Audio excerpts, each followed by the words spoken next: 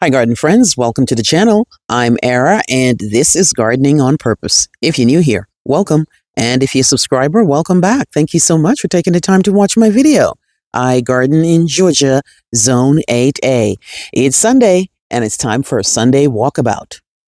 All right, guys. So most of today's walkabout is probably going to be in the front of the house, but I definitely will go in the back and show you a few things. So first, an update on the fall into the winter planters. And you might have seen a short or a full video of what I was working on. So here are a couple of them right here. So these ones have the really nice crinkly ornamental kale with some pansies, which I love. And then this one here has some purple fountain grass with some kalanchoe and marigolds and more pansies. I really like pansies this time of the year, guys. They definitely show up for me all the way up until next May. Then I have another one here with a blue point juniper as the main plant with some pansies and some sedums. Now, I transferred these California elephant ears from a bigger pot, and they are not taking it too kindly.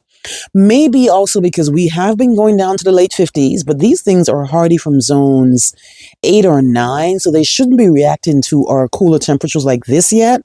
So it might be the fact that I move them around so you can see those yellow flowers on here. Either way, these are more tropically anyway, and I might even move them from the front of it. But I did paint some white containers to blue to match my door. You guys remember I painted my door, and I'm really liking the way that looks.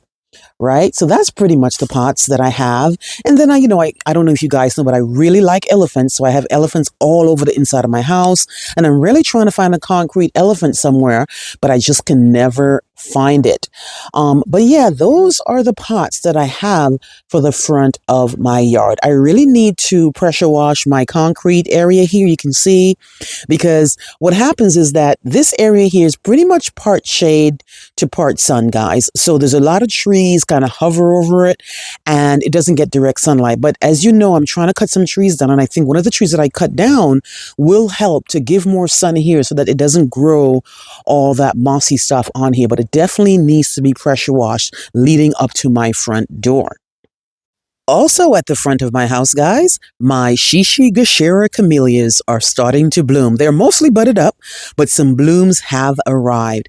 These beauties here, got these at clearance from Lowe's, and they're looking great. Camellias are one of those plants that bloom in the late fall, early to late fall, and a lot of plants are pretty much done. You know, all your summer bloomers, all your spring bloomers are pretty much done. But here comes the Shishigashara. Look at this beautiful color, guys. So I have 2 of these right here that I put here, and these guys, they really don't like that blazing Georgia sun. Even though they do well here, they definitely need some sort of protection from that mid-July to mid-September heat. And this area here, like I said, it gets part sun to part shade, and they really seem to like it. Another camellia is blooming. Let me show you that guy. This one here is Yuletide. Again, another clearance plant from Reliably, my Lowe's Garden Center, guys. So it's all budded up, right? And you can see some blooms are starting to open right here. Right? Here's a spent bloom right down there, but this is the one that's trying to open.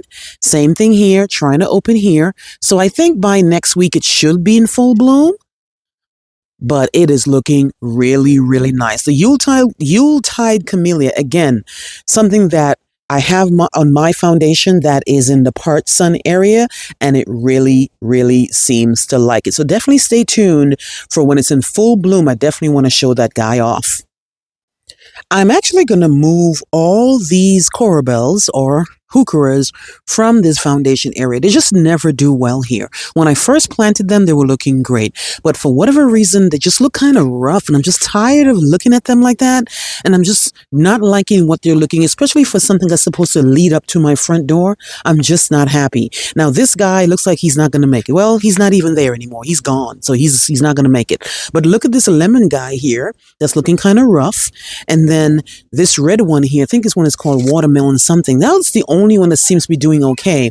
But what I'm going to do actually, I'm just going to let this area be mulch and just let the main shrubs be in here instead of trying to do too much in here. Because here I have this guy here, which is a false holly, which is the Goshiki osmanthus, right? And then I have the Shishigosheras, right? Then I got two more Goshikis right here. And I think that should be enough. I think I'm trying to do too much by adding these, right? Now, you can see ajugas were left back. At one point, I was trying to do a living mulch, but this living mulches for me don't work because I don't care what it is. These weeds are going to find their way through that mulch. I'm going to take this ajuga out and put it with the rest of the ajugas.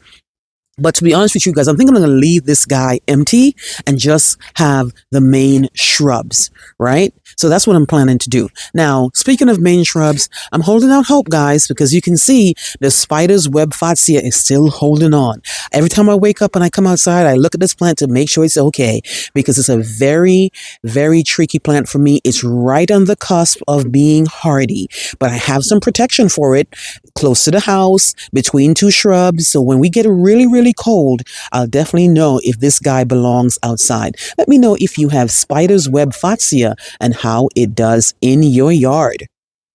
All right, guys, so here I am at the edge of the main shade garden. And what I've noticed after watching the sun and everything with the trees and everything is that right at the edge of where my shade garden had ended, which was right here, I actually moved it further up and put it right here now because I was realizing there was a lot of sun here. So what I did was I moved some mums and put them here. Now I learned through my Lowe's, garden professional that pollinators are deterred from mums because they give off some sort of a substance that kind of, deters bees and stuff. So because my shade garden is not known to be the greatest pollinator area, I'm going to put the mums at the edge, and it also gives me some color because here I am in October and there's not much color going on in the shade garden, guys. The hostas are beginning to die back.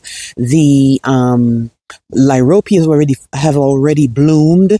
The hydrangeas have already bloomed. So there's not much color happening in the shade garden. So I thought adding some mums might do the trick. So I have purple mums, I have yellow mums, and I have pink mums in the edge of the shade garden.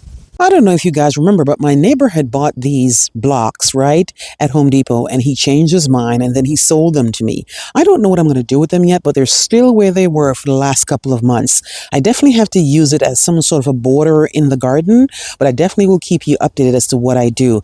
But this is what they look like, and let me know if you have any ideas as to what I could do with these guys. All right, guys, I'm in the backyard now, and you might have seen a video where I showed you all these beautiful perennials and shrubs that I picked up from Growers Outlet. Now, Growers Outlet is far from me. It's a whole hour and a half driveway time for me. I've always known about that nursery, but I've never made the trek to go up there. Finally did yesterday. I'm so happy because I finally found my perennial lantana. They had a whole bunch of butterfly bushes that I've never seen at my nursery. I even picked up a Daphne Adora here.